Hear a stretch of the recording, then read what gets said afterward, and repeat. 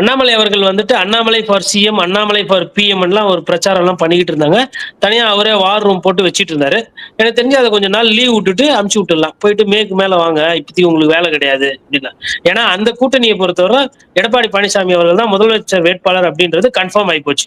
இப்ப நயினார் நாகேந்திரன் மாநில தலைவரா இருக்கும் பொழுது, மாநில தலைவர் அதிமுகவோட பொதுச் செயலாளர் அப்படின்னும் போது அவங்களோட முதலமைச்சர் வேட்பாளர் சிஎம் ஆர் இபிஎஸ் அப்படின்ற மாதிரி அவங்க போறாங்க.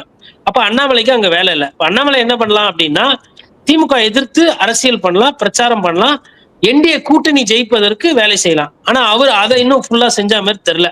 இன்னும் அண்ணா நான் வந்துங்கன்னா மோடிஜி சொன்னதுனாலதான் நான் அமைதியா இருக்கிறேன், அதற்காக தான் நான் இருக்கிறேன், இதற்காக தான் நான் இப்படி இருக்கிறேன் அப்படின்னு சொல்லிட்டு இப்ப இந்த பிரச்சனைகள்லாம் நடக்குது. அவரும் பாத்தீங்கன்னா காணும். ஆனா அங்க போவாரு, இங்க ஒரு டான்ஸ் பார்க்கலாம், பத்திரிகையாளர் சந்திப்பு இதைதான் பார்க்கலாம் அண்ணாமலை கிட்ட. அப்ப அண்ணாமலை வந்து இப்போ 2026 அவருக்கு பெரிய ரோல் கிடையாது. அடுத்தது வந்துட்டு அண்ணன் சீமான் அவர்கள்.